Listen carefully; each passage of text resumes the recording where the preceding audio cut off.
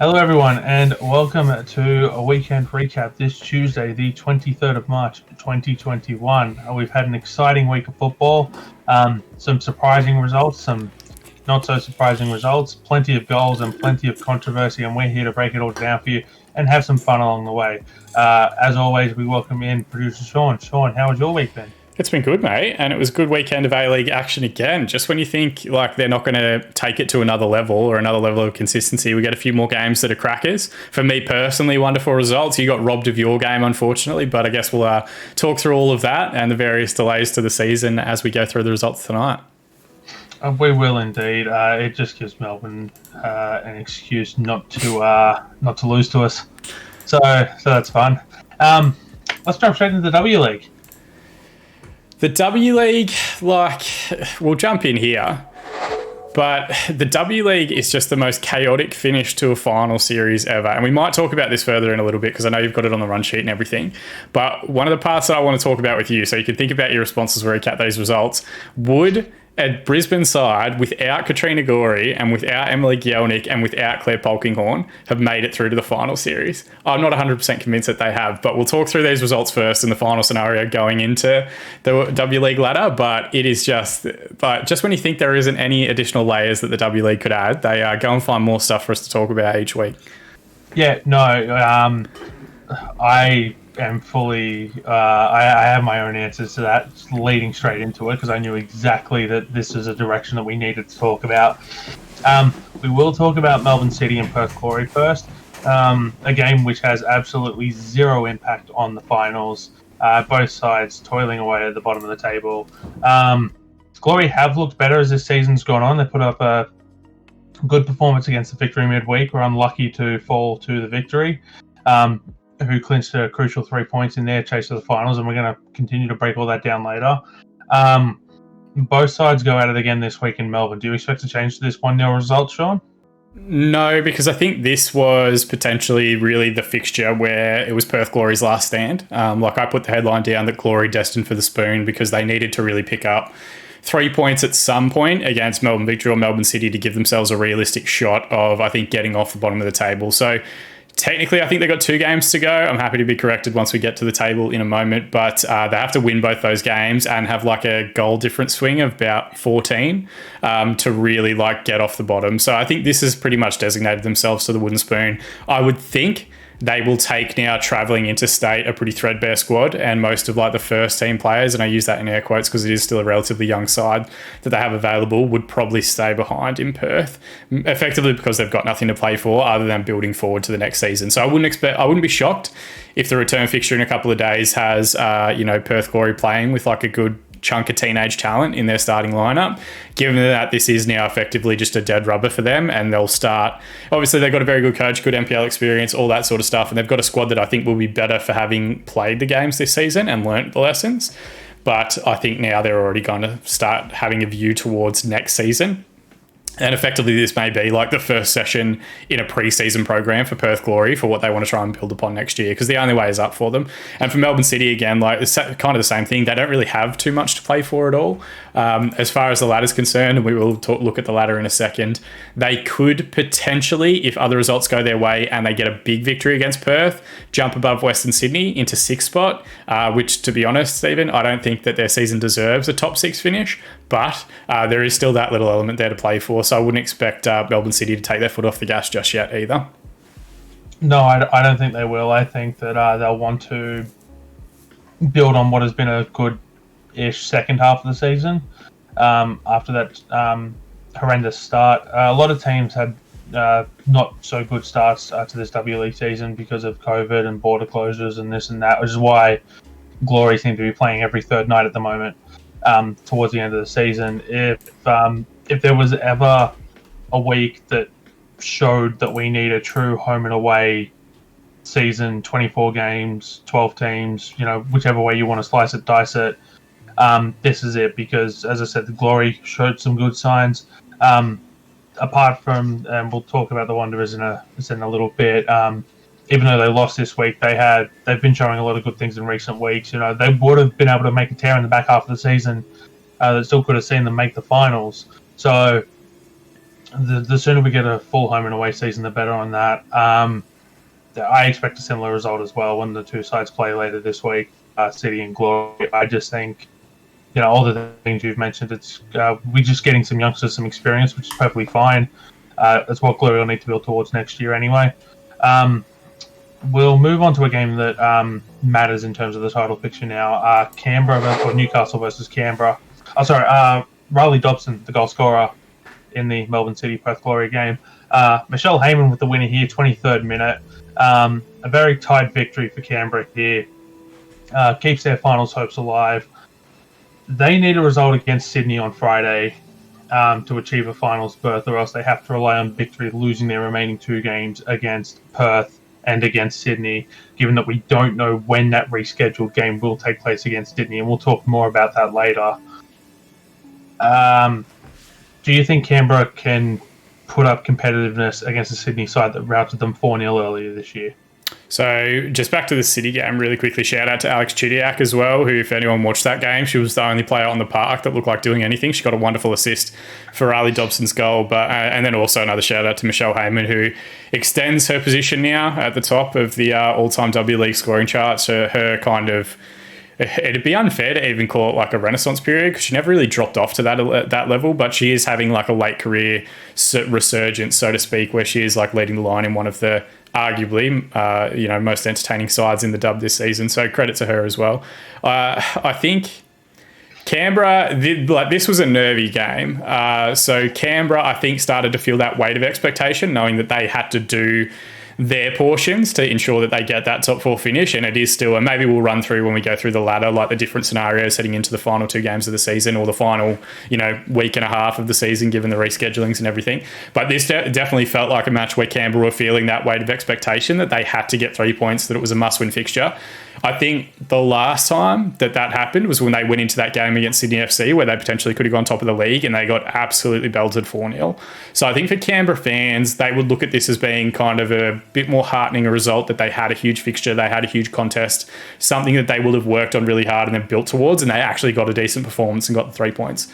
Newcastle aren't the level or standard of the other sides in that top five discussion at the moment, but it's a good step forward for Canberra, where they had a huge fixture that they desperately had to win, and they found a way to grind out that result. And Michelle Heyman, again, shout out to her. She was the portion of class and the difference between two sides that were relatively evenly matched throughout the course of it. So Canberra take one step closer to the final series, but unfortunately for them, even if they win their game against Sydney, it is still out of their hands based on other results around the league. Yeah, so I think that Canberra playing at home will be motivated. The other side of this equation is, of course, with Sydney having their game against Victory washed out, still aren't secure at the top of the table. They will need a point against Canberra to ensure that, given that we don't know when that game against Victory is going to be rescheduled, or if that game against Victory will be rescheduled, because I think, given the way the season's gone, there's every chance that if that game has zero impact on final results, that maybe the W League and the APL will just put that game by the wayside just to get the finals over with? Because no, so they won't. And I was going to correct you after. So Sydney actually need one more win. 3 points will guarantee the title. 1 point they can still get leapfrogged by Melbourne Victory if Melbourne Victory win their last two games. They would fall behind Brisbane Roar if Brisbane Roar win their last game, because the positive goal difference will take them above. So there is still a lot for Sydney to play for, even though we forget about them at the top. It's only a 2 point gap. So we'll talk through that scenario and situation. It might be good to run through we'll go through the whole ladder and see what there is to play for, because there's quite a bit around the table and a few different hypothetical scenarios that for us are an absolute nightmare to try and keep track of as we recap these games. But it's going to be a rollercoaster finish for the next few weeks. So yeah, Canberra have done their first step, but there's probably about 6, 7, 8, 9, 10 more steps to go before we figure out who wins this race. Well, speaking of 6, 7, 8, 9, 10 more steps, let's move on to our next game, where another team has done absolutely all they can, having played their allotted 12 games. Not enough. Full home and away season. Subliminal messaging in there. Adelaide United went down early to Western Sydney after a thunderbolt of a strike from Olivia Price, before Isabel Hodgson, Mariska Waldis and Fiona Warts put 3 past Western Sydney. I actually liked how the Wanderers looked in this game. They just Adelaide knew what they had to do, and they came out and executed the game plan, and did exactly what they need to do. They've done all they can. They need to wait on other results.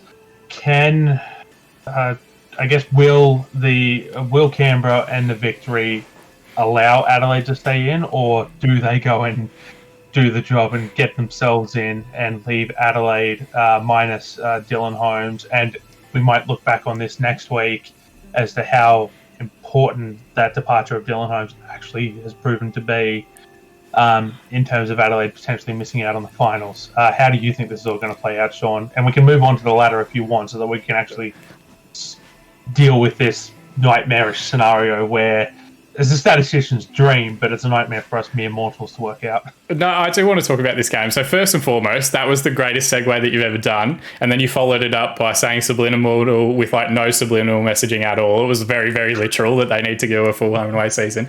But I'd kind of disagree. I wasn't that impressed with Western Sydney, and I don't think at any point this season, even in games they've won, I've been that impressed with Western Sydney.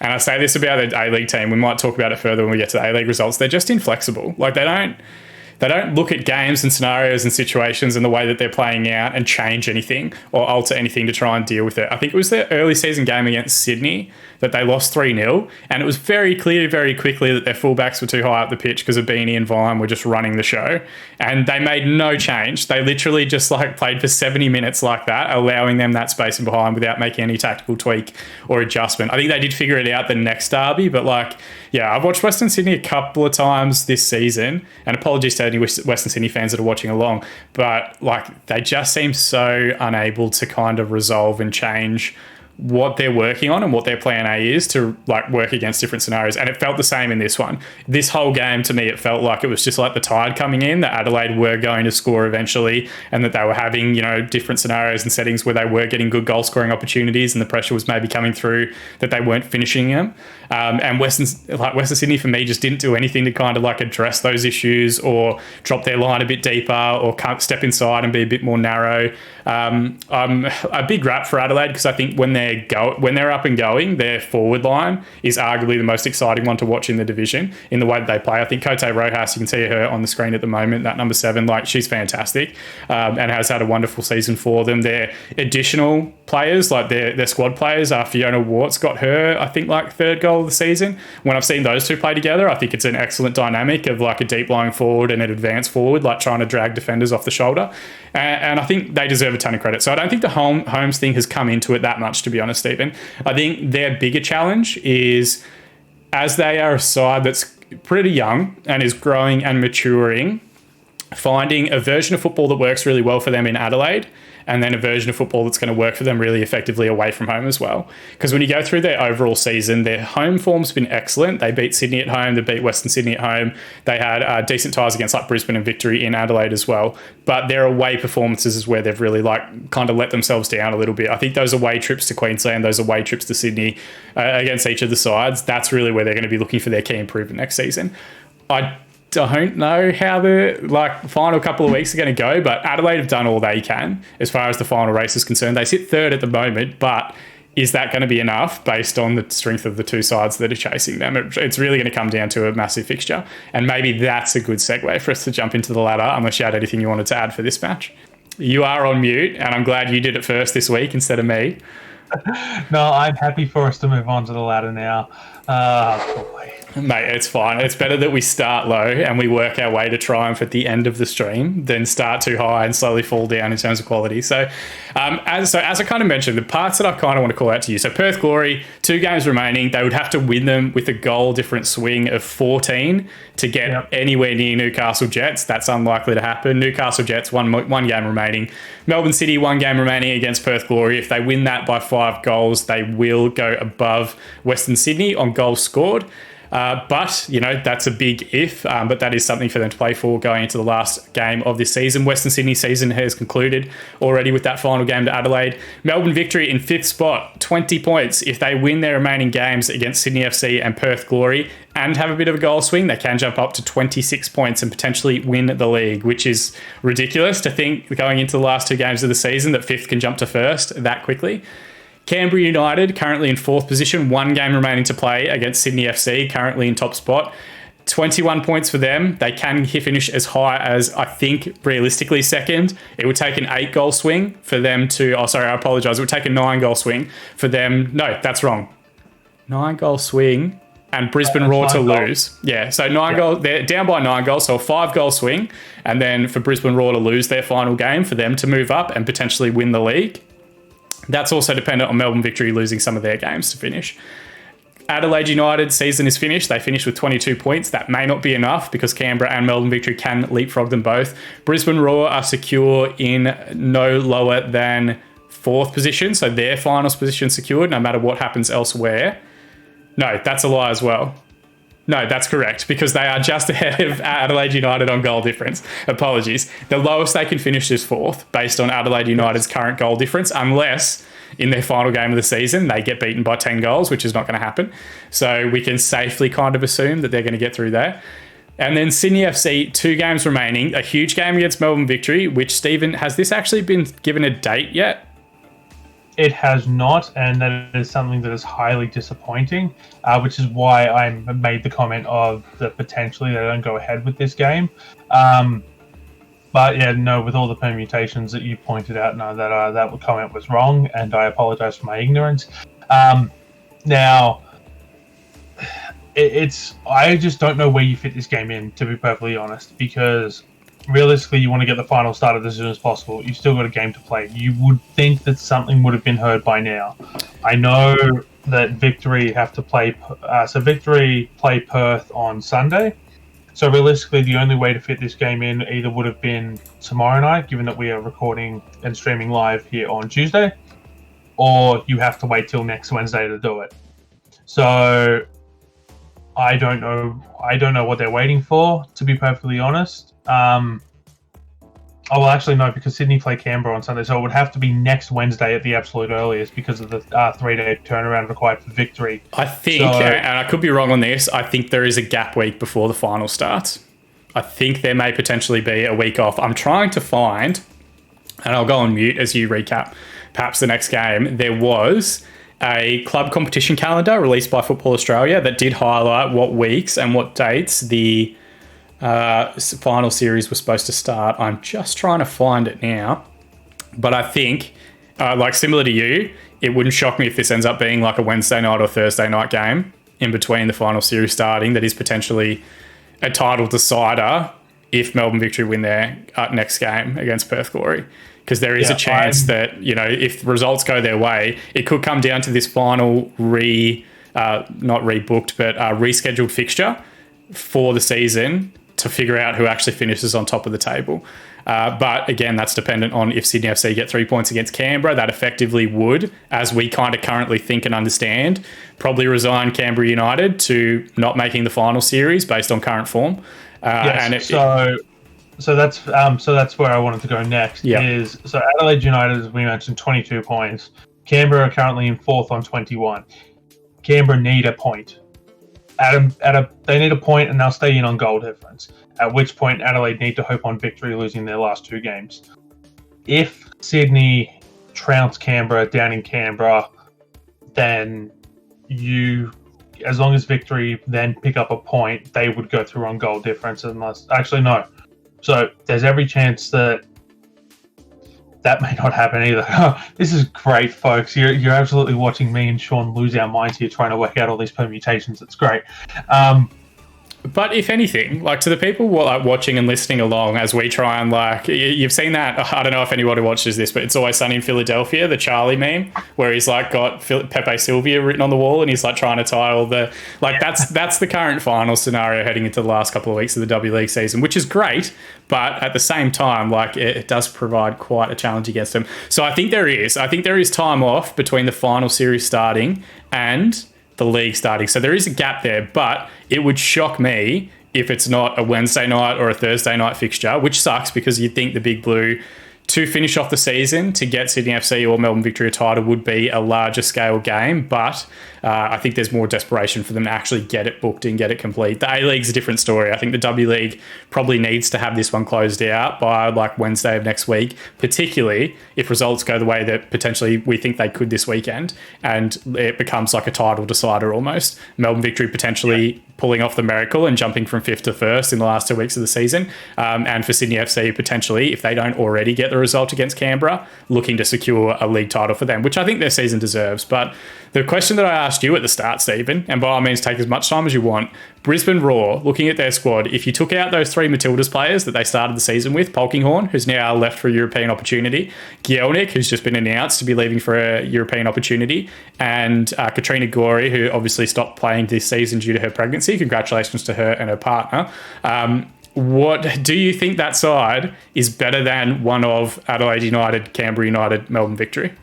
Okay, before we get onto that, I've just worked out a permutation which could see them potentially scrap that Sydney FC Melbourne Victory game. Sydney beat Canberra, Melbourne Victory beat Perth. That will put it at 27-23.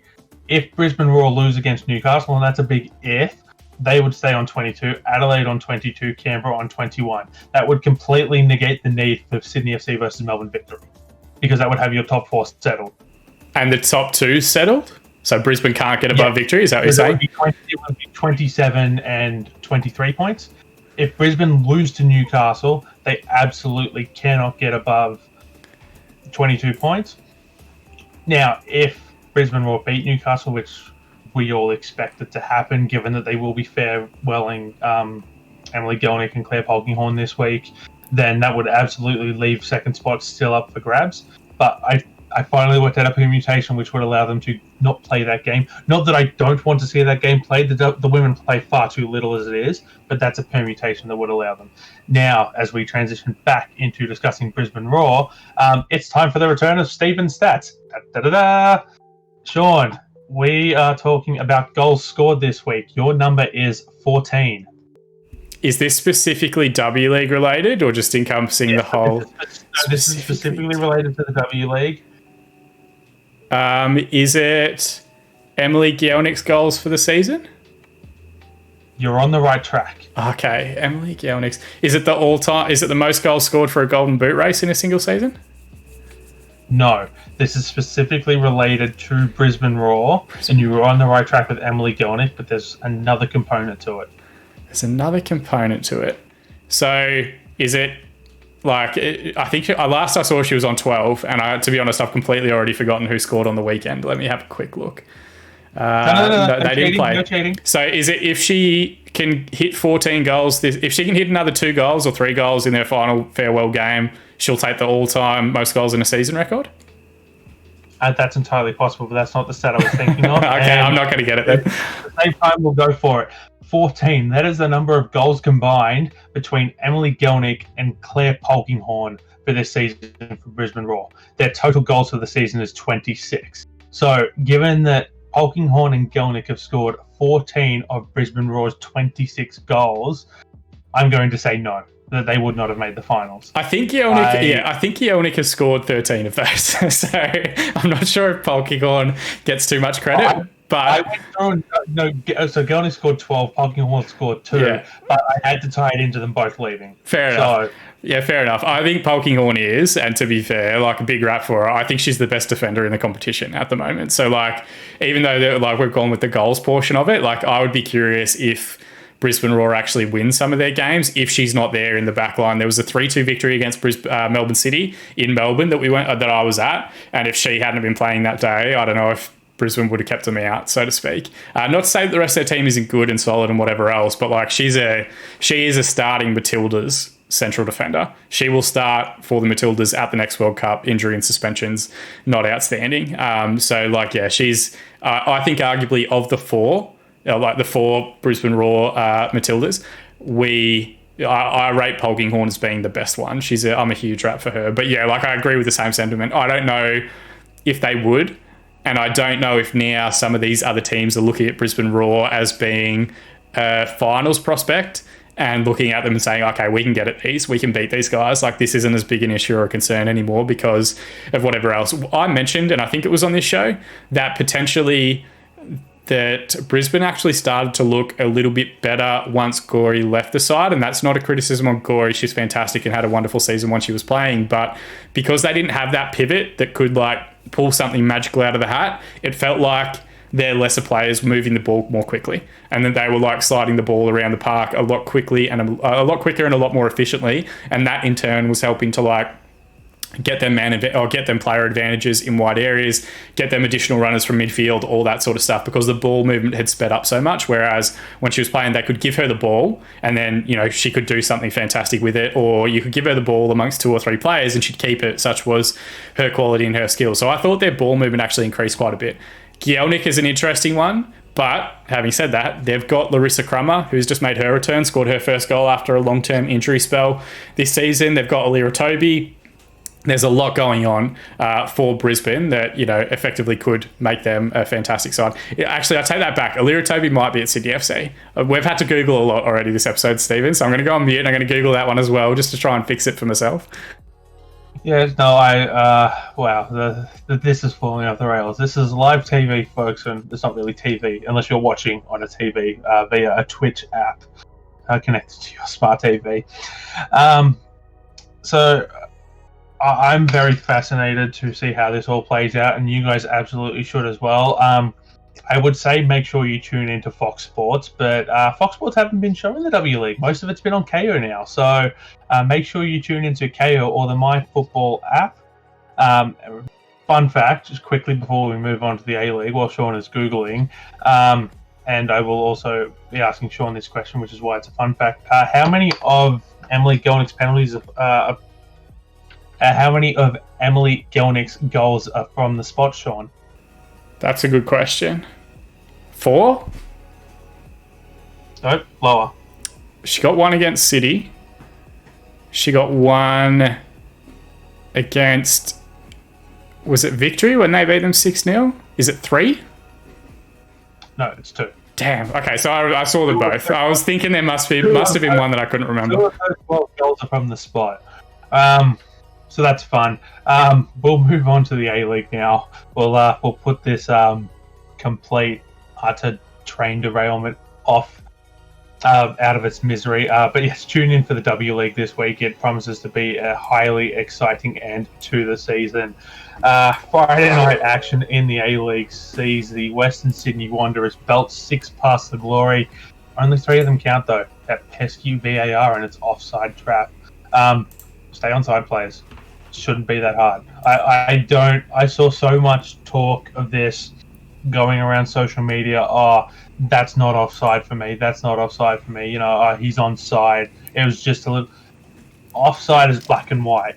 Now, you can argue all you want, and I have made arguments for this, about its use in offsides, given the current limitations of the Fox Sports coverage, but the fact of the matter is it's there, it's black, it's white. There's no, oh, that's offside for me. No, it's either offside or it's onside, and you can't argue with the pictures in front of you based on the current limitations that we have.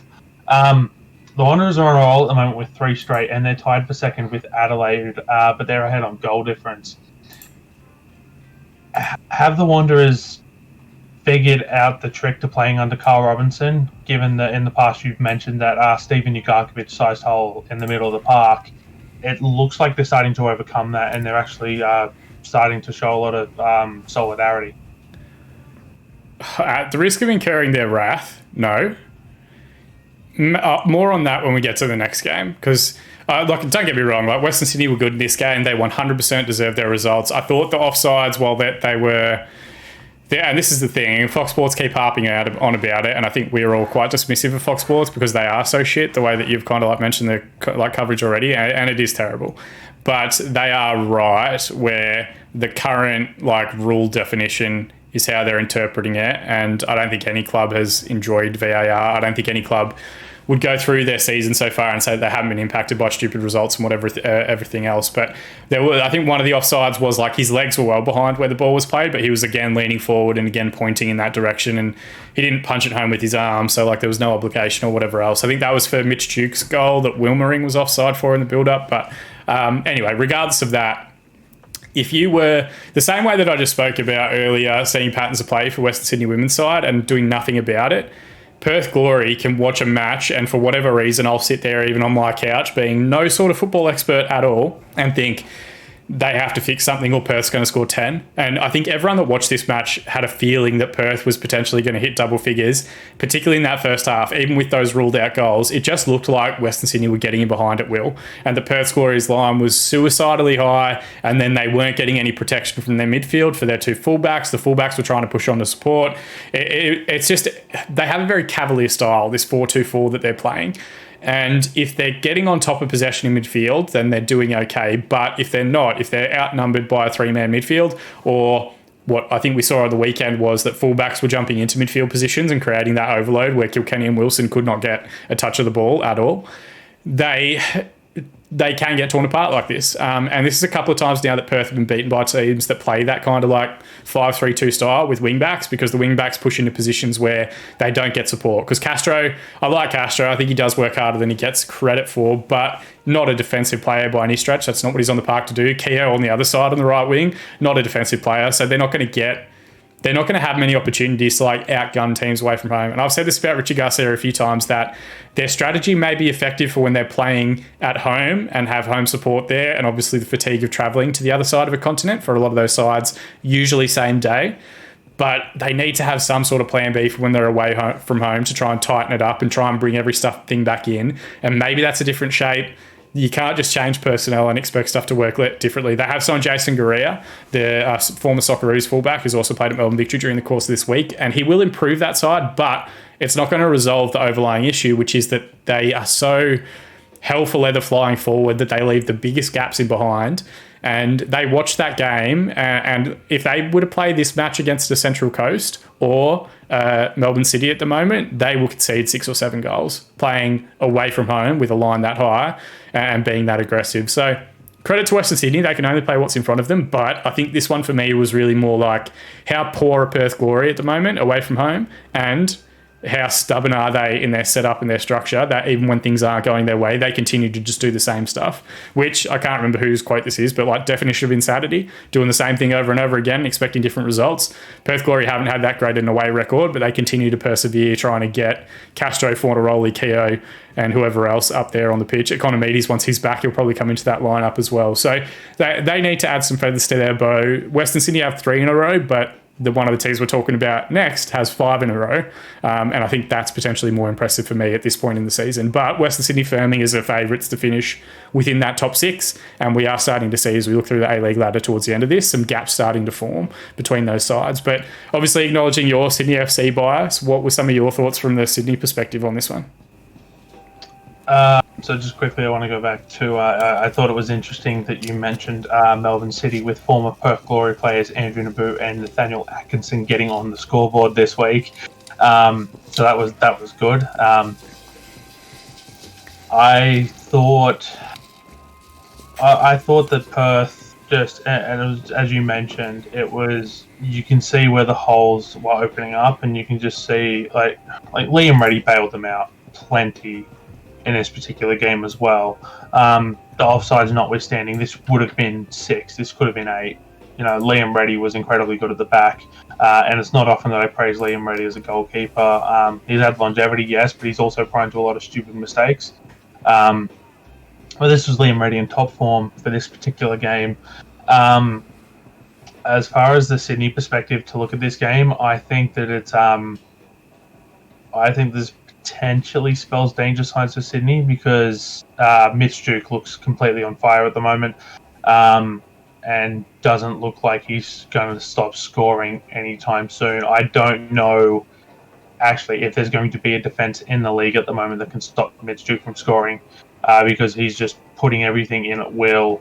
It was 2 goals either side of half-time, and James Troisi scoring in the 50th minute that put this behind, and it was really that very quick rapid fire 5 minutes either side of half time that was just what put this one out of reach of the glory. So I think it could be a simple matter of, if the defense can contain Mitch Duke, then teams will be able to go a long way towards helping their case to beating Western Sydney. But at the same time, you also don't want to lay off the attacking threats of Avini. Troisi scored in this game, he can put them in as well. There's plenty of players come off the bench. Simon Cox, I haven't seen him for a couple of weeks, but he can do well. So if I'm setting up a squad, I want to target Mitch Duke first to stop him, and then look at other options entirely. But my focus is going to be put my 2 best defenders on Mitch Duke, and then let the chips fall where they may, and hope that shutting down Mitch Duke will shut down the attack. Maybe a different way that I should phrase this, because I've sounded very critical of Western Sydney, and I'm not trying to be. I just think there's comparisons to be drawn between other top 6 and, potentially like top 2 discussion teams that I'm not as focused on. If Western Sydney win their next game, which is a huge fixture, which we'll talk about more as we get to one of these future results, it comes up on this Friday, maybe then we start having a conversation about them being like a title contender, because I don't think they've had that victory yet. I don't think they've had that win where they beat somebody else that's expected to be challenging for the title this season. They did have a good result and performance against...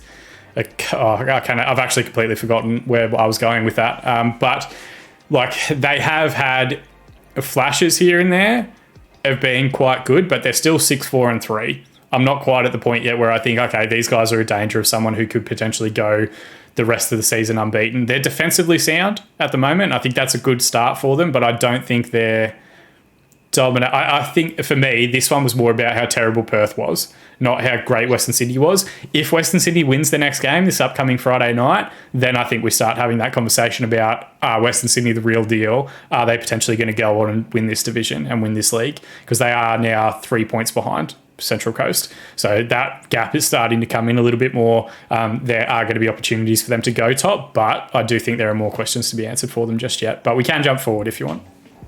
Yeah, we'll move on to Macarthur and Western United. The first of what was supposed to be 2 games that took place on Saturday. Yes, wet and wild in the southwest is the perfect way to describe this. For those of you who have been living under a rock, there has been torrential weather battering the east coast of Australia for the last week and a bit, and it all really has come to a head in the last few days. I was genuinely surprised that this fixture went ahead, given the Big Blue doubleheader was called off at Cogra. Now, I know that Campbelltown does have a little bit of a better drainage system than what Cogra does. I think the blame for this one has to lie with Georges River Council. Ironic, given that Georges River is one of the rivers that flooded. But they haven't improved the drainage system. They should have learnt from last year when a Sydney Derby was postponed in very similar conditions as well to this. The drainage system just can't handle what is becoming more and more of frequent weather events in Sydney, especially if they're going to continue to be hosting Sydney FC until the Olympic Stadium, the Sydney Football Stadium is rebuilt under whatever they're doing there. But I've gone off on a little bit of a tangent here. We want to focus on this particular game. A 2-1 victory for Macarthur FC. As pointed out on the Fox Sports broadcast, this is the first time that Macarthur FC have given up a lead and come back to win their game. Matt Derbyshire and Markel Sesaweta scoring very late on in the first half. After Dylan Piraeus opened the scoring for Western United. I didn't see a lot in this game from either side to convince me that they're going to be competing towards the back end of the season. Do we just put that down to the wet, miserable, and relatively shocking state of the pitch, or is there more at play here? Yeah, I think it would be harsh to put it down to anything other than that. I thought... So shout out to Dylan Piraeus, who I thought was called an absolute cracker for Western United. But again... similar conversations to what we had last week about them being like the Diamante show, and what are their secondary and third, tertiary options based on if they close him down effectively, and where are they going to create chances, whatever else. But I think that would be a difficult conversation to have just based on how difficult the conditions were. Like you can see on the photo that's on the screen at the moment, like that is thick, heavy rain, and it was like that the entire 90 minutes. And the longer the game went, did this field also have an NRL game on it the week before or the day before? No, so it had it on the Sunday, and that was also the same thing was happening with Cogra, is that they still had an NRL game on the Sunday. Right. It was Bankwest that had NRL games either side of the Friday night fixture for the Wanderers. Bankwest being a much better facility, more equipped to deal with conditions because of its of how new the stadium is. Oh yes, the faux outrage that went out on social media. Oh yes, how dare the NRL have to play with football pitch markings? How dare they have to be subjected to that? Oh my god, my heart bleeds for them. Ugh.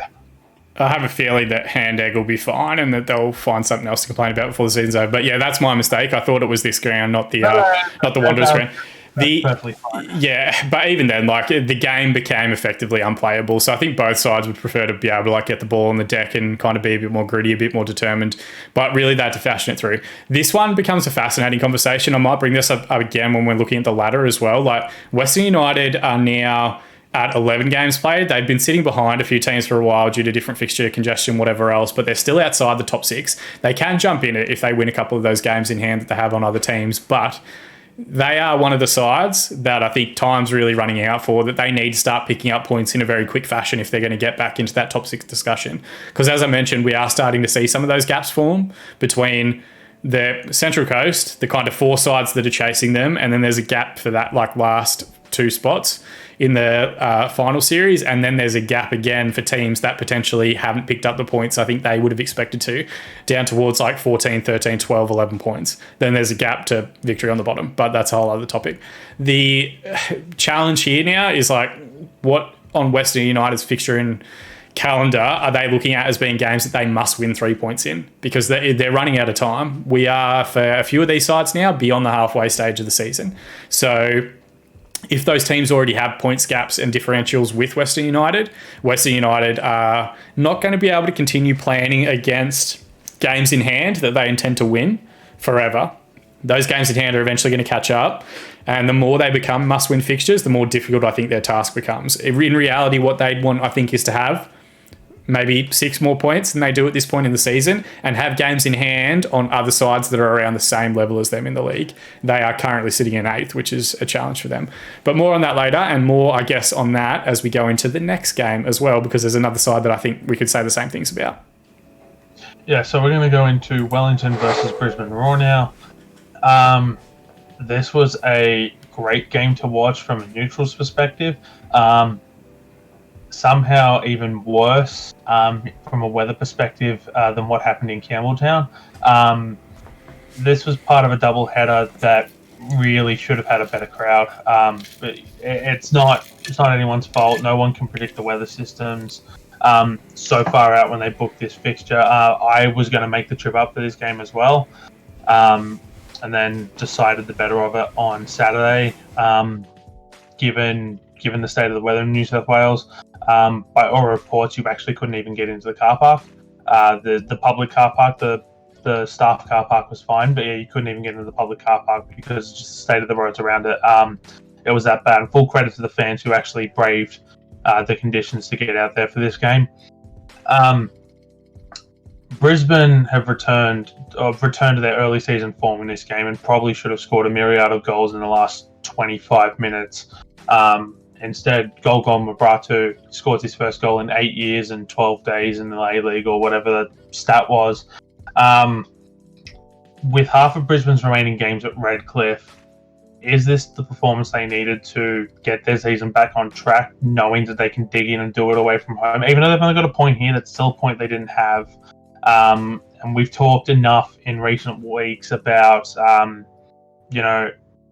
when a panic station is going to be hit for Brisbane, because they weren't picking up points. They've at least got a point here, and they looked good doing it. Shaun, your thoughts? They're out of the 6 now, and yep. I'm happy to be corrected. I think last week they were just inside the top 6 still. Yeah, 16 points, 7th spot. Yeah. Sydney ahead of them with 18 points. Yeah, so I think they are now outside of the 6. They've not won in their last 5, and to be honest, I know you kind of said that it looked like it kind of harkened back to their early season form. I didn't see that, to be completely honest. Because again, similar scenario, like the weather is the great equalizer. And I think when weather becomes a factor, like urgency and hard running does quite a bit to make it look like you are kind of getting above and beyond that. And they've got willing runners. Like I think Dan Zarki, his work rate's massively underrated. I think Dylan Wenzel-Halls loves the opportunity to just run around as much as humanly possible. I kind of draw parallels between this fixture and the one from last weekend between Perth and Central Coast, which was on the Central Coast in very similar conditions where Kickoff got delayed, all that sort of stuff, because they were worried about the pitch. And the pitch didn't hold up great. The level of play wasn't fantastic, but the harder working players really were the ones that looked like they were going to be the difference makers. I think Urena was fantastic for Central Coast. I think D'Agostino was the difference maker for Perth Glory because he was just willing to run and kind of throw himself about. And same sort of thing here. I think that's where there was a bit of a misnomer. For me, I didn't think Brisbane were that impressive. I didn't think Wellington were that impressive either. This one wasn't... of the fixtures this weekend, this was the one I got the most bored in, because I just didn't really see any side that was putting together great patterns of play or really trying to do anything to force a result or force an issue. Wellington, I think, have a bit of a grievance with VAR, but everybody does at this point of the season. You kind of have to learn to deal with that and learn to have it not... Obviously, it's tough for them because they were robbed of an equaliser last week with Western Sydney. And if that equaliser gets given in, do we talk about Western Sydney in a different light, having drawn, one of their last 5? Then for Wellington, how much of their season kind of flips based on them getting that equaliser and then potentially, getting another one kind of let go this week. But you need to be able to... For you, Shaun, sorry, did you think it was a penalty? No, but, it ebbs and flows. I think the challenge becomes, and kind of where I was leading to with that, is once these VAR decisions go for or against you, and we'll talk about another one in the Central Coast City game in a moment as well, you kind of need to learn how you respond to it. And there are teams that just kind of, and I say this about the fan bases as well, because Twitter's a bit of an echo chamber in soccer Twitter, but, you either let that decision going against you take you out of the game for the next 10 minutes and let it get in your head, or you use it as an incentive to say, okay, we're going to go fire up then and we're going to go and score 2 or 3 more, or we're going to go flying into the next couple of challenges and we're really going to assert our dominance on this game. And I feel like Wellington, when the results don't go their way, they go into their shell a little bit. And Taylor goes mental on the bench and all the players look a bit scared of him. But really what should happen in those scenarios where VAR kind of takes something away from them or they don't get a shout, that should inspire them to go on and go to another level and hit a gear that I don't think they've hit at any point this season. And again, similar to what we said about Western United, Wellington desperately need points as well. They're in 10th. But if you look at their squad and what that pretty similar squad achieved last season, they should be higher. They've brought back Steven Taylor. He's apparently going to start against Melbourne Victory tomorrow night. I don't think he's the answer. I think they're missing, I've completely blanked on his name, Matty Steinman from last season, who held their midfield together. I think that's the bigger issue that they've got this year. But again, they've not picked up the points that I think a lot of people would have expected. And I think they'll look at this one as being the way Brisbane have played, 3 points that they've lost as opposed to a point that they've gained. Yeah, so they're 6 points back of the top 6 in 10th spot. They've also already played 12 of their 25 games the next. They do have 2 games down in Wollongong this week. You mentioned the Melbourne Victory fixture. They've also got the game against Macarthur coming up on Sunday. Do you think they can still make a late run, given that a few teams ahead of them still have games in hand, and or do you think this side is going to be, I guess, destined to finish outside the 6?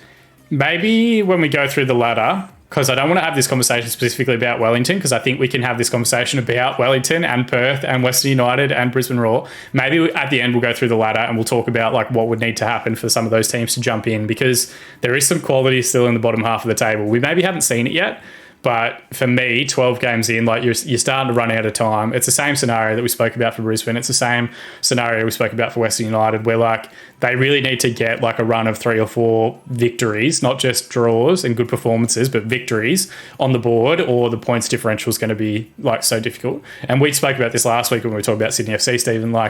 Even though you and a lot of the other Sydney FC fans are being frustrated, they are still getting points. And even though they've not hit anywhere near their straps at the moment, they've still got 2 games in hand on most of the top sides. They can potentially, if they win those games, pull up onto 24 points without really having to play their best version of football or their best brand of football. And I think that's the difference between the good sides and the sides that will make the top 6 and the sides that won't. Those ones that can still not play well but get themselves points on the board is absolutely huge for the season. So I wouldn't write off Wellington yet, but we'll talk through that a little bit more at the end. Yep, no, I'm perfectly happy to wait. So let's get to the ladder as quickly as we can, and we'll move on to the second half of this double header. Newcastle versus Adelaide. A 4-1 scoreline, Shaun. Apostolos Stamatolopoulos, and I absolutely love saying Stamatolopoulos. Scored the lone goal for Newcastle. Adelaide had first half goals to Cassini Yenge, Stephen Mork, Ben Haller, and Craig Goodwin. Actually, one of those might have come in the second half. Because it was just such a dominant game, I don't remember where all these goals came from. As we've already mentioned, similar conditions to Campbelltown. The game had just had the pitch had just had a game played on it 40 minutes prior to kickoff. Adelaide managed to ragdoll the Newcastle Jets. Have Adelaide finally worked out the key to winning away from Hindmarsh, or was this Adelaide taking advantage of the conditions? And what is a poor Newcastle side? So this one was 4-0 at halftime. And that 45 minutes was excellent. And this is where I was referring back with Western Sydney earlier about there being a side that I think is basically picking up more momentum and looking to leapfrog them. So Adelaide have played 12 games at present, and if they win their next match in hand, they could draw level on goal level, but behind on goal difference most likely with Central Coast at the top of the table. I think the Adelaide turnaround's more impressive because for a while there, they had a run where they were getting belted away from home. MacArthur absolutely did them when Derbyshire got a hat-trick away from home. They got belted in Perth 5-3. So their goal difference doesn't look great. But what they have done is... Just for a second, going back to that MacArthur game for a second, this was played in very similar conditions to what that MacArthur game was played in. Do you think they learned something from that? I think what they've learned is how to set up better defensively away from home. So the same stuff that I was critical of Perth doing, I think Adelaide have actually figured that out. So credit to Calvert, credit to the team for like what they're putting together and the way that they're able to like just immediately transition in different attacking talent week to week. Like Yengi's come pretty much making his first debut last week, and he was excellent again in this match, albeit like there's some gift stuff about him rolling around on the floor that I'm sure people simultaneously love and hate about him, that he does do stuff like that. It was reminiscent of like Neymar's World Cup theatrics, but like he is a difference maker and he's a good side. And yeah, I think a lot of people... I loved it. Yeah, he did deserve the yellow card, but and the best footage again is like Carl Vart, stop putting microphones near him where he tells him to like cut it the fuck out or whatever it was that he said. Like he's obviously not a fan of it either. But like they're able to integrate this attacking talent very easily because they've got an established style and structure that is working for them and that they're clearly developing into their NPL structures, into their academy development, all that sort of stuff. So like it doesn't matter whether it's either of Mo Toure, Al Hassan Toure, Tommy Juric, we're still waiting for him to come back. Cassini Yengi, like they're effectively operating with a fourth choice striker and still putting together a high quality level of performance like this. To go 4-0 up at half time, I don't care what the conditions are like, I don't care where it is in the A-League, that's very impressive and that's a very good performance. Maybe I think they did lose their way a little bit in the second half, but it's not out of the realm of possibility 4-0 up for you to kind of start taking it a bit easy given how difficult the conditions were. So Adelaide for me have been very impressive. The way that they've been able to figure out how to win away from home and how to set themselves up to give themselves the best chance at winning.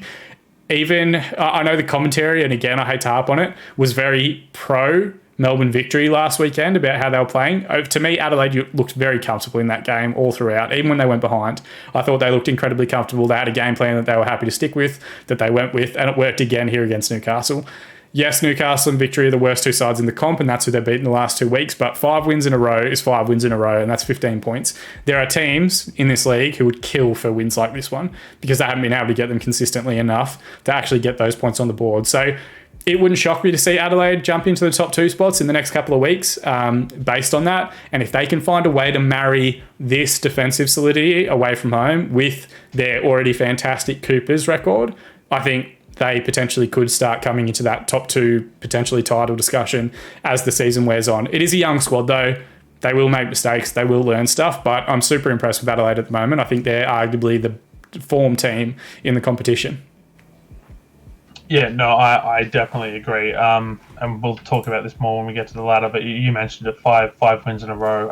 Another team that's had 5 wins in a row is Melbourne City. So I know that sounded like I was making a transition. That was not intended. We'll go back. Don't worry, I'll delete it out. I'm so sorry about that. So before, because I want to talk about Newcastle. Sure.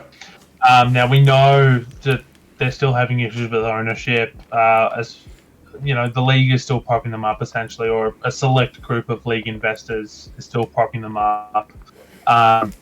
Does Newcastle consider keeping Craig Deansby on the end of this season, who did an excellent job and deserved the coaching job on credit, given he's been like interim coach 20 different times. Does his future rely on the league continuing to prop Newcastle up, or a new ownership group coming in and possibly actually wanting to spend money? I think it would be harsh to put any of this stuff at the feet of Craig Deans, to be honest, because I don't know. Look, if you look at their squad's not great. They've got. Well, they had their squad completely gutted after Carl Robinson left. They did, but even before that, I didn't rate Bernie Abini that highly, to be honest, and I didn't rate a few of the players that they've lost in the last couple of years as being that critically important to them. Their biggest challenge as well is that they had an 11, but then outside of that 11, they didn't have competition for places, which I think creates additional difficulties and additional challenges when you don't go to training on a Monday and you haven't got anyone there challenging for your starting spot. You're pretty assured in that. I love Nikolai Topol-Stanley and Nigel Bugard, but combined, I think they're 61 years of age, which is, it'd be more than that. It'd be 70 years of age, because I think one's 35 and one's 34 or something like that. So great, seasoned campaigners for the A-League itself, but in what is a very physically demanding league, in what is a league that can run you ragged, that we play in a summer competition, that can provide a challenge. And while both have been fantastic in their A-League careers, I'm not discrediting them down at all. If you're building around those two as being a key defensive pillar, you're going to have struggles and you're going to have issues. Jack Duncan's a good goalkeeper, but is he top 5 in the league? No, he's not. Their fullbacks are pretty much non-existent. Matt Miller's, it's great that he's back, but he hasn't looked the same player since he came back. He looks like a player who failed in Europe. He doesn't look like the player that was effectively fairly dominant in that right back spot, and in the conversations at Central Coast and Newcastle as being one of the premier right fullbacks in the division. So that's there. Ugarkovic, his head's been turned, clearly. He didn't want to be there. I think he is still applying himself. I'm not being critical of him, but he's already got one eye on Western Sydney and where they're at in the table and where he's going to be playing next season. Thurgate, I don't think they know what his best position is, playing at the base midfield. I don't think it makes the most of his strengths. Rami Nazarene has been fantastic for them, but he's been out injured. They haven't had the depth to bring anybody else in with that. They've added Liradin Krasniqi, who looks like he's got touches of quality here and there, but is he going to be the hard-running athlete that they need in the A-League? It's hard to say. Out wide, I think they've got not a lot of quality. I think Valentino Yule tries hard, and he's the quickest player in the team, and that makes him look good. I think Roy O'Donovan has looked a shadow of his former self this season. I don't... And then outside of that, you who's their next best striker? Usually they bring on, I think it's Ted Nyangi, a big, tall... he looks like an NPL player, and that's the level he's at. They've got one of the Petrados brothers who looks absolutely NPL level to me. I just don't see them having the depth and quality to really be able to compete effectively. But what I'll give Craig Deans credit for is that they go out and they try every week. They try and win games. They try and play good football. They try and get themselves forward. They just don't have that overall quality in their starting 11, and then that overall depth to change games off the bench. Luca Perso, who they picked up, I think looks like a tidy player. Rami Nazarene, was already mentioned. He looks like a good player, but he's probably going to go back to City at the end of the year. They really need to maybe give someone like Craig Deans the reins and then say to him, okay, develop from the academy or develop from NPL player levels or whatever else. I don't know if he wants that job for permanently, though. He is still, according to the press release, just in charge till the end of the season. So if he wants the role, I think it's there for him, but I think they would want security in terms of their jobs, their payments, all that sort of stuff, and the security to say that if they are going to be owned by this consortium, including other clubs, that they're not under any pressure to get results and they're just going to be purely based around developing young players for the future, similar to what we've seen for Central Coast for the last few seasons. Unless their dream scenario is that they get some football investor to come in and allow the club to be run in an efficient manner. If New York Red Bulls or Red Bull as a group are watching, go and buy Newcastle, because you can add them, you can change their branding. They already play in blue and yellow. It wouldn't be that big a jump, but I don't think you can lay any of the blame for this at Craig Dean's feet. I think he is doing all he can, trying to put a side out there to have a crack and be competitive. But like it's a poison chalice, really. Like I don't think there's, if not for how poor Melbourne Victory have been, Newcastle would be rock bottom of the table, and potentially by the end of the season they could be. Yeah, I'm in complete agreement as well. So looking at it, so we've talked about the Red Bull Group, or you mentioned the Red Bull Group. You've also got the Qatari owners of PSG. I believe they're looking to expand, very similarly to what the City Football Group has done. Outside of that, I don't know if there's anybody else who would care about Australian football enough to invest in it, or that would have the finances in this current economy to invest in it. I don't know how the Newcastle Jets fans would feel about Red Bull coming in and rebranding. I mean, I know it would possibly be the only way that their club might get saved, but you'd also be losing the identity and just becoming part of a bigger consortium, and you would have first-hand of experience there with Melbourne City going from Melbourne Heart once the City Football Group came in. How did a lot of this the Heart/City fan base handle that? We have one of the dumber fan bases in the league, so there are still people that like talk about wanting the red and white stripes back, and the reality is like I was a Foundation Heart member, and went all the way through. Like we were terrible, but like everyone enjoyed that. Like we used to, when we had 3,000 at games, swap ends at halftime. Like you'd go and sit behind the goal at one end, and then you'd go and sit behind the goal at halftime because it didn't matter. The seats were empty. The stadium was effectively like an empty shell. But like we never competed for anything. We were always like kind of trying to either avoid the wooden spoon, or the one thing that we would get up for were the 3 derbies that we had. And there was always consistently a home derby around Christmas. And that was like basically Melbourne Hearts grand final. That was all that we had to look forward to all season. Newcastle have won the league before. Newcastle have like a proud record in, as one of the NSL teams that came into the division. I think for their fans, and I won't speak on their behalf, they can let us know on Twitter, or they can let us know in the comment section below on YouTube, or they're not here in the chat right now, but on Twitch if they want to watch along next week. I think they would want their club to persevere and their club to survive. Like I don't think Newcastle Red Bull would be that different to Newcastle United Jets or Newcastle was it KB Newcastle, whatever they were in previous history. Like they've had new names. They've had Con Constantine. They've had Nathan Tinkler. They've had the Ledman Group, who they've got now.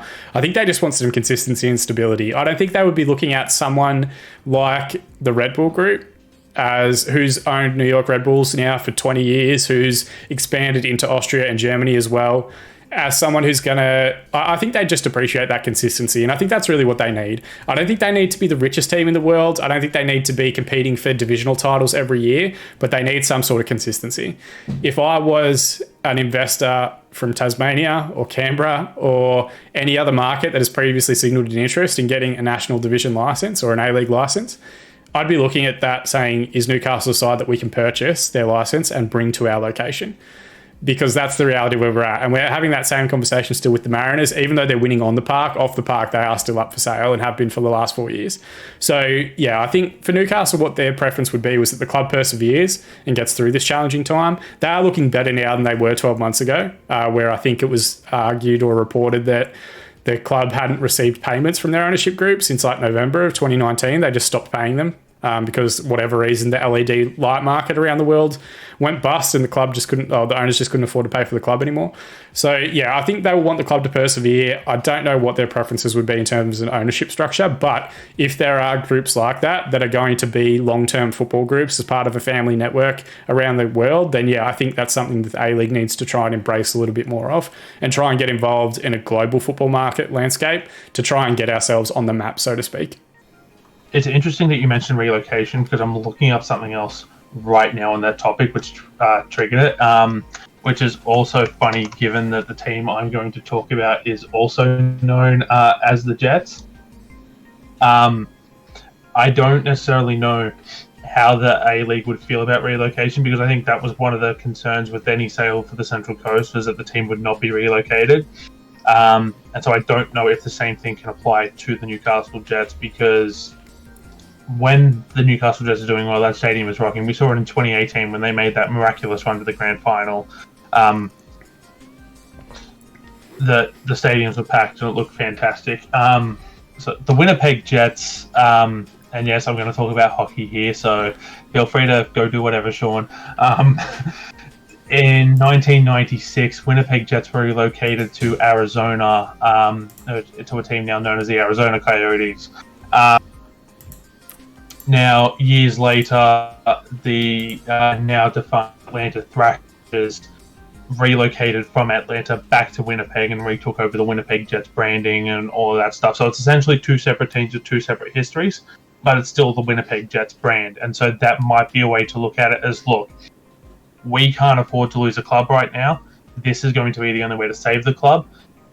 In 5-10 years' time, we will find a way to get the Newcastle Jets back into the competition with a different history as a new team, relocating a different team, whatever. But that might be the best way to go about it to ensure that we still have a 12-team competition as it is, possibly even a Newcastle team in this proposed National Second Division. And when promotion relegation becomes a thing, that's how you get Newcastle back into the top flight. But as the reality is that the A-League cannot afford to lose another team. And both Newcastle and the Central Coast are the ones, as we've discussed, in the most precarious positions. Central Coast, because they're doing so well on the park, the stadium's starting to get packed again, which is good. So that will possibly help alleviate some of the financial concerns that Charles, what's his name, has, the owner. The name escapes me. Mike Charlesworth. You nearly said Charles Marksworth, which is his evil twin. Yeah, Mike Charlesworth. Because the reality is, if the stadium's at least 2/3 full, then that means that they're not necessarily running at a loss on game day. They could still be. I'm not a financial expert of the Mariners books, but that might be one way to go about it if relocation is on the table. If it means that the A-League keeps 12 teams. Yeah, and look, to be clear, like, I don't think relocation is. I just think when you weigh up, like, what is the demands that, or not demands, because no one can demand anything with the current football environment, the current global economic environment. But I think, like, the things that would be most important to their fan base is that they're not going to get relocated. And what's most important to their fan base is that they're going to get some sort of ownership stability. I don't think they look at Red Bull, and I don't think they look at rebranding as being an issue, because let's be honest, like, if Melbourne Heart had continued being owned by the Heart Group and 10% Melbourne Storm, like, the reality is I don't know if they would be here today if it hadn't been for Melbourne City's intervention. And they've been Melbourne City now for longer than they were ever Melbourne Heart. So, like, I think that transition and that switch took place for me like 3 years ago, where they really transitioned to, okay, this is Melbourne City Football Group, and while similar to Manchester United being known as Newton Heath, similar to Manchester City, I think being known as like Main Road initially, they have a history and a previous name, but it's all like the same lineage and the same history throughout time. I don't think Newcastle fans really care about anything other than keeping an A-League side in Newcastle. I don't think they're going to care about the name. I don't think they're going to care about that, like, not competitiveness, because I think they want a team that they can support and get behind, and I think we see that across the divisions in terms of like attendances and whatever else. But I think the big thing for them, the key and critical portion, is keeping Newcastle in the A-League with representation at that elite tier. And then if they get relegated into National Second Division, so be it. But I think that's really the part that they're going to be most worried and focused on.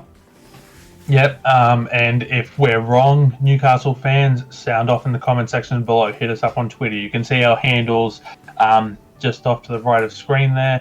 By all means, we absolutely would love to discuss this with you, because it's definitely not a topic we had planned for tonight, but this little tangent has been fascinating discussion nonetheless, and we'd love to continue it off screen. Let's move on to Melbourne City versus the Mariners. A dominant performance from City in the wet allows them to equal a club record 5th straight victory. They play Western Sydney this week to go for 6 straight.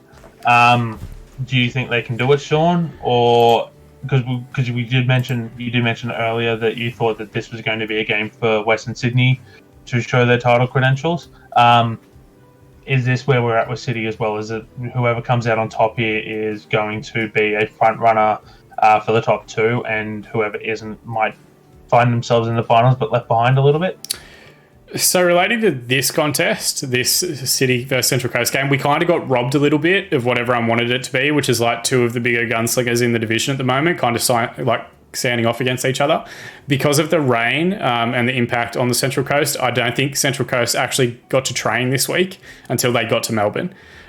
Because they weren't able to access their facilities, there were waterlogged pitches, all that sort of stuff. So I don't think they had the best preparation. I think and I could be wrong, but I think they flew into Melbourne. They had one session at Amy Park the morning of the game, and then they had the game itself. And that was the only preparation they got going into this fixture, which I think it robbed them of the ability to go and have like what we really wanted, which is like a top 2 tussle, even though City is further down the table at the moment, given that both of these sides arguably were the most in form heading into the match. I think for Central Coast, particularly in this match, they got away from what they were very successful at. This was the most blunt Central Coast performance we've seen at any point this season in terms of chances created, all that sort of stuff. I thought Urena and Simon were stifled excellently by the City defence, that lost Nuno Reis early on in the contest, about 20 minutes in. They dropped Roston Griffiths into the back line. Metcalf played a bit deeper. Adrian Luna came on. Nothing changed. Like it was all the same stuff. They were well drilled. They were well versed. They looked like a team that had had a week to really focus on the Central Coast and their key components. They were all over Oli Bozanic as soon as he got the ball. I think that was really the difference maker, that City got to train for this game for a week and really prepare for it, and Central Coast didn't. And maybe one of the things that we haven't spoken about and should have in the other games is I'm not sure how much Newcastle got to train throughout the week. I'm not sure how much Wellington got to train throughout the week, in comparative to Brisbane, where there's also a fair bit of flooding at the moment. So maybe there is a bit more of a New South Wales impact to that, where if they haven't had a full week's training, they haven't really been able to contribute. Maybe Western Sydney looked so good on Friday night because, as you've already mentioned, Wonderland and its configuration is more suited to covering the elements and the rain and whatever else. Maybe it's more accessible as a training facility for them. So there's a few different things that go into it for that. I think for City, this was perfect. Like a 2-0 victory against the top side really helps get those. This is almost a 6-pointer, where if Coast had won this game, they would have been a further 3 points clear based on City's ability to recover possession. City are in top 4 with 11 games played. They've still got 2 games in hand on Central Coast. If they win those matches, they could go top. Even if they don't now, I think a pressure veil's been released where they can pull them in to within a single game. But Central Coast shouldn't take any disheartening from this performance. They weren't blown away by any stretch. They didn't lose the match heavily. They didn't create a whole lot of chances. But again, I think if they had another opportunity to play this match with a full week of training, it maybe would have been a bit more competitive. And for Melbourne City, they just have to keep doing what they're doing, because at the moment, they are in fairly imperious form. And I would say that they're looking at this game on Friday as being another one where they can potentially leapfrog another top 4, potentially top 2 opponent in the league with games in hand. So it should be fascinating. But I don't want to have to make you listen to my City bias any further. What were some of your thoughts on the game, Stephen? So some of my thoughts on this game is just I thought exactly what you put on, which is why I put it into our run sheet. Could this Mariners performance just be put down to their lack of preparation? And I think it is. As Alan Sajic said after the game, he actually went off at the media a little bit, that the metric they're using is the fact that they're still top of the table by 3 points. It was one bad game, and I think Shaun's just seen what I tagged me on. I don't know how you've done this, but it's like one little segment at a time. You're slowly turning this into a hockey podcast, and I'm starting to think that was your dream all along. But yes, that's whoever that man is. That is absolutely glorious. Picture. Please head over to my Twitter if you want to see what I've done. It was just the appropriate picture, nice little evil smile and grin there. But I'll get back to the Mariners' performance first. I think all you can do is put this down to the fact is that they haven't trained all week, and that's nothing. That's nothing against the Mariners. It's just a reality of living on the east coast of Australia at the moment, where everything has been chaotic weather-wise. The weather made its way down to Melbourne for this particular game, and City were able to be the better of the two sides. I still like the Mariners to continue their run towards the end of the season. And I think that's something that will continue. I think we just put this down to the weather, and that's it in terms of this performance. The better side on the night won, 3 extra points for City, which is what they needed. And Mariners will just move on next. The second of Steven's stats, and this is hence my excitement. Shaun, your number is 16, as we've already established the theme this week for Steven's stats is goals scored. Do you want to take a crack, or do you need me to give you a clue first? Is it relating to Jamie McLaren? Maybe. Okay, 16. All right, so Jamie McLaren, for those listening in and where my head's at, and you can tell me if I'm on the right tangent or way off, he scored in this game, which took him level on points with Archie Thompson, as 90 goals scored in the A-League. He's now the equal third all-time top scorer, and if he gets 2 more, he'll be the second all-time top scorer in the league, and he's the youngest player to get that feat. He's done it in 90 games or something. No, what is it? He's done it in like 120 games, 90. So what would 16 be relating to that? 16 relates to the league as a whole, but this was inspired by me watching this Melbourne City game. I'll give you a clue. Something happened late on in this game involving some controversy that made me think about this particular stat. Oh, is it like 16 penalties issued via VAR? 16 penalties is the number of penalties that have been scored in the A-League this season. Right. There's and this is where I'm going to get you. There's been 1 penalty missed this season. Shaun, do you mind telling me who missed that penalty? Yeah, it was Jamie McLaren, and we went on to win 6-0 anyway, so who cares? Yes, Jamie McLaren did miss that penalty. I just needed to remind you of that. I'm sorry. But mate, that's fine. I legitimately at the end of that game, it was about an hour and a half, maybe 2 hours after the match finished, where I remembered, oh shit, we missed a penalty as well. Like I'd completely forgotten. So yeah, that's fine. If we're going to go on to win the game 6-0, he can miss a penalty every week. That's absolutely fine with me. Okay, so I've had my little fun. We'll move on to the ladder now. I tell you what, for like random figures, I didn't get either of them, but I at least got somewhat close to figuring out what that's deadly.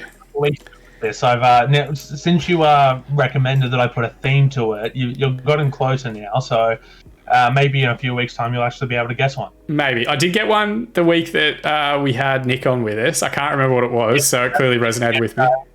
Glory's average goals scored.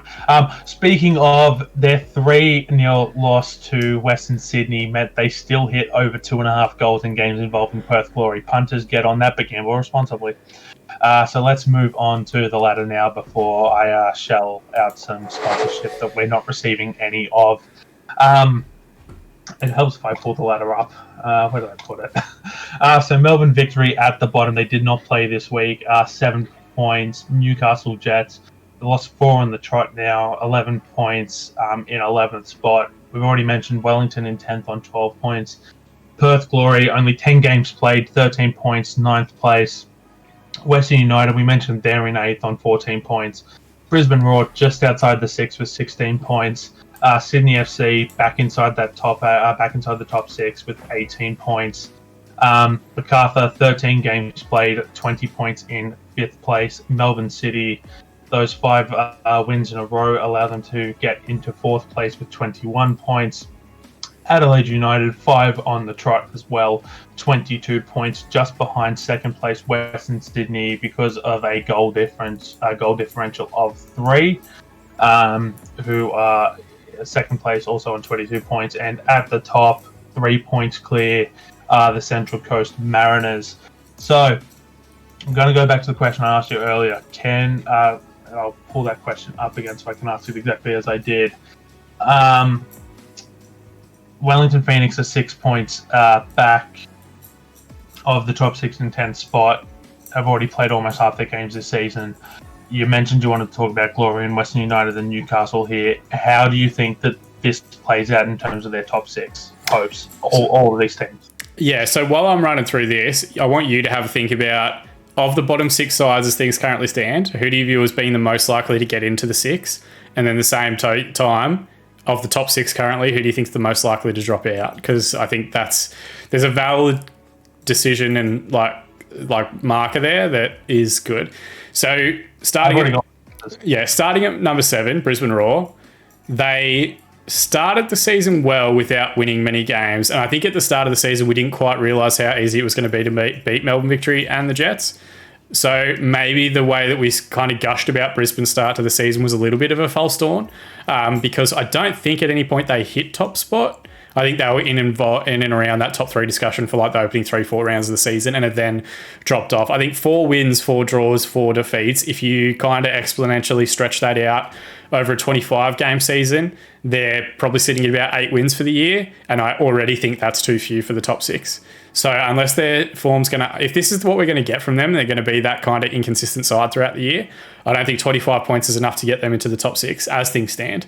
So they need an improvement. They need to, again, like a lot of the sides, put together a good run of results. No wins in their last 5. Like that's not form that's going to see them move up the table. Western United, only 11 games played. I think they're, for me, the most likely to jump up, but they've only got 2 wins in their last 5 as well. So they're running out of time because they've played the same amount of games now as Sydney. They don't have that additional buffer game in hand that they did previously. If Sydney FC, as we expect them to, Steven, try and hide that shit-eating grin when you can. Beat Melbourne Victory comfortably. I think that 3-point gap becomes effectively like a 2-game swing where Western United need to catch up 1 game to draw level and then catch up another game to, actually get back up and above them. And I don't think Sydney FC are going to go backwards, if that makes sense. Perth Glory, 10 games played, but as you mentioned, 4.4 goals on average per game, 21 scored, 23 conceded. I don't think anybody who was gushing about Perth's start to the season when they eventually started playing games and the amount they were scoring, were really looking at how much they were conceding.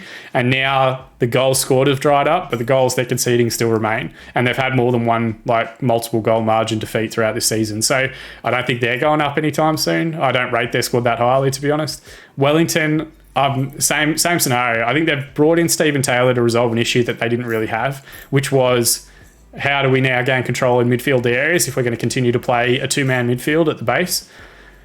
I think they haven't quite figured that out, and I don't think they're very close to figuring out what is going wrong for their season. Their response was to sign Charles Lokolingoy, and he's another striker. That's not what they needed. They needed a midfield presence, and they needed a proper defensive midfielder because the Rufer and Devlin combination, while they are both talented players, isn't working in terms of getting 3 points on the board. Newcastle are heading backwards. Melbourne Victory are playing for pride at this point until they put on a successive run of results. So I would say that bottom 6 for me, Western United are potentially the most likely to jump up, but they need a proper full game swing. I look at their squad as being the strongest. It wouldn't shock me, Stephen, if here, as we talk about 11 games played and 10 games played for some teams, the top 6 doesn't change. It's those 6 sides, but just the positions that they sit in stays consistent throughout the course of the season. But what are some of your thoughts? Okay, so I mentioned that I had my answers very, very early. Yep. You asked me the question. I think MacArthur's going to drop out. I'm not seeing enough from them. I don't know what's happening there. They're far too inconsistent, and I don't think they're going to be able to pull it together towards the end. I think that as we've discussed previously, they've got a squad that's built to win now. Old heads, but the problem with those old heads is that they're on old shoulders. They're on old bodies. They're not running around. They're putting too much of an effort into Lockie Rose, who is not anywhere near what he's been hyped up to be. I think Fox Sports got a little bit carried away because he had such a good debut game against the Wanderers, and it's just put far too large of expectations on shoulders that weren't ready for it. So if MacArthur has to drop out, someone has to go in. And I'm still a huge rap for Wellington. I think that they can string some results together and do it. But you asked me who I think is most likely, and I think it's going to be the 7th place Brisbane. I think that now you've mentioned they're 4-4-4. Half their remaining games are at Redcliffe, and they haven't played there for a while. So assuming that they can get, I'm going to say 4 out of 6 at Redcliffe, I think they'll pick up a draw in there. So that's 13 points. So if we look at the ladder, that will take them up to 29 points at the moment. They need to get some results away from home. I think that they can scrape out a win against MacArthur. As I've already mentioned, I'm not impressed with them. In Campbelltown, I think that they can scrap some points against... I think that they can scrap a point against the Mariners. I think that they can scrap a point against Adelaide. And I think that they can scrap a point. I'm trying to look at where their other away game is. I think they can scrap a point against the Wanderers. Here's what I'll come. That puts them on 35 points if I've done my math right. And I think that 35 points might be enough to see them sneak in, just based on the fact that there's a couple of less games this season, and around that 30 to 40 point mark is where the cutoff has been in the past. Here's what I'll come back with, right? As things currently stand, no, I don't think Wellington can, but if they can play games in New Zealand by the end of the season, before the end of the season, yeah, absolutely. I could see them going on a run of like undefeated games at home. That is a big if, because obviously there's a lot going on with the trans-Tasman bubble that we keep hearing about every now and then. But yeah, if they can get games at home, I could see that swing coming. It is also worth noting, Perth Glory, I think, play like 5 home games in May or something like that. Or between April and May, they have like 5 home games. So they've got a big stretch coming where they would need to pick up maximum points to get involved in that discussion again. I personally think the top 6 is settled. I could see Macarthur and Western Sydney being like the bottom of that list, if that makes sense, like dropping down to 5th and 6th. And potentially, I think Melbourne City and Sydney FC starting to catch up and get back involved in that real title discussion. If they both win their, let's like freeze all the teams on 13.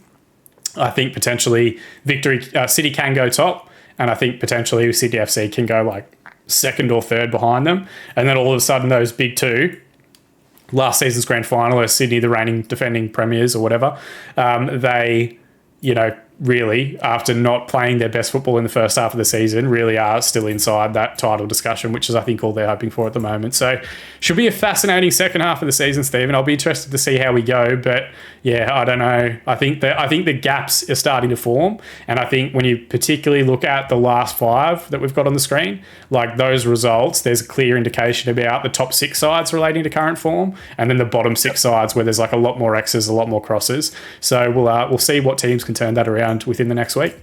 So Glory play 8 of their next 12 at home.